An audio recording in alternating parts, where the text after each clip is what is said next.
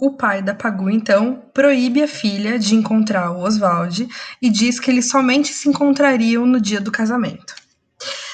O tempo passa e no fim desse mesmo ano, desse ano de 29, os dois se casam. Sobre o casamento, o Oswald diz: cumpriu-se o milagre, agora sim o mundo pode desabar. E o mundo, de fato, desabou, né, pro casal, porque o Oswald estava falido por conta da crise de 29, eles foram excluídos do círculo social e intelectual ali de São Paulo, porque era todo mundo muito próximo, muito amigo da Tarsila, muitos encontros eram promovidos na casa dela ou na casa da mãe da Tarsila, né, elas participavam ali da alta sociedade, então, e a Tarsila falou que o casal não colocaria o pé ali dentro, então eles foram meio que excluídos socialmente também. E nem tudo foi como a Pagu exatamente imaginava, né, durante o casamento. Eu tenho aqui um trechinho do livro, vou mudar para o próximo slide, que vai falar sobre o casamento dos dois. Então, eles têm um filho, que é o Rudá. Eu vou terminar aqui o vídeo falando um pouquinho da importância do filho deles para a cultura de São Paulo. E a Pagu, ela chamava o Oswald de jacaré, né, meu jacaré. E o Oswald chamava a Pagu de bebê.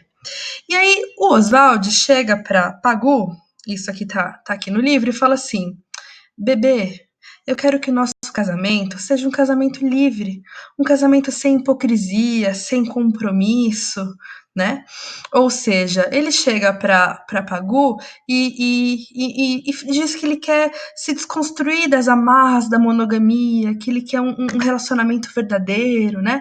E eu não quero fazer nenhum tipo de julgamento, eu acho que cada um tem o tipo de relacionamento que lhe convém, não existe certo e errado, cada casal decide como quer construir a sua relação. O problema aqui era o seguinte: a Pagu não estava muito afim, não estava muito contente com a ideia de ter um relacionamento não monogâmico, de ter um relacionamento aberto. Mas ela se submeteu a esse modelo de relacionamento, repetindo para ela um mantra do tipo: é melhor lidar com a brutalidade da verdade, sabendo que ele sai contra as mulheres, a ser uma mulher enganada, né? Então, o livro diz que ela cria uma personalidade aparente para expor aos outros, como se fosse uma vitrine. O texto fala, né, que a Pagu, ela tinha um filho e a sociedade inteira contra ela, porque quando ela assume o relacionamento, né, o Oswald e a Pagu assumem o relacionamento, é claro que ela é apontada como a culpada, né, como a pivô da separação dos dois, como qualquer caso, né, em que um casamento acaba e o homem casa com uma outra mulher, é sempre a mulher a malvada, a que destrói o lar, né, uma mulher cruel, coitado do homem, um objeto, né, não tem vontade própria, não tem ação, ele não é responsável por nada, né, a culpa é sempre da mulher. Então, ela estava sendo detonada pela sociedade, estava dentro de um relacionamento em que o modelo sugerido não era agradável, mas ela mantinha essa aparência, né, de liberdade absoluta, né, pautando a vida do casal. Ela aceita isso para continuar o relacionamento. Aí o texto continua dizendo: não era fácil aceitar os casos extraconjugais de Oswald, mas ela prometera a si mesma que aceitaria e seguiu em frente, sofrendo, muitas vezes sentindo-se humilhada, mas de certa forma agradecendo a Oswald pela brutalidade da franqueza. Não era o que ela queria, mas era preferível, acreditava, a vida hipócrita de uma mulher enganada.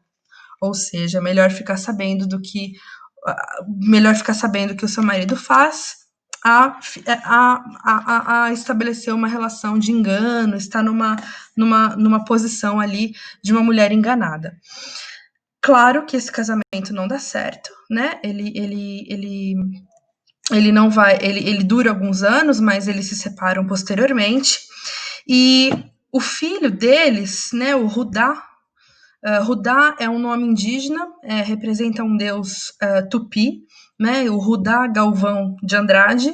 Ele se tornou um nome muito importante, né, na vida adulta para a cultura de São Paulo. Ele vai para a Itália, ele estuda cinema na Itália, ele volta para o Brasil e ele escreve também, tem um trabalho como escritor, mas ele foi muito importante para a cidade pela criação de três institutos, três três instituições muito importantes para a cidade, que foi a Faculdade de Cinema, dentro da USP, dentro da ECA, né, da Escola de Comunicação e Artes.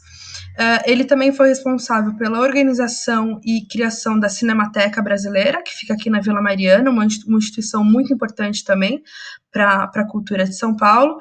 E ele, junto com outros membros, né, ele idealizou ali o MIS, o Museu da Imagem e do Som, lá na década de 70. Então, ele foi uma personalidade, né, muito atuante na cultura de São Paulo, bem como os pais. Então, é interessante pensar nessa família, né, mãe, pai e filho, como três personalidades que fizeram bastante diferença na história, né, da cultura, da literatura e das instituições, né, em São Paulo e no Brasil.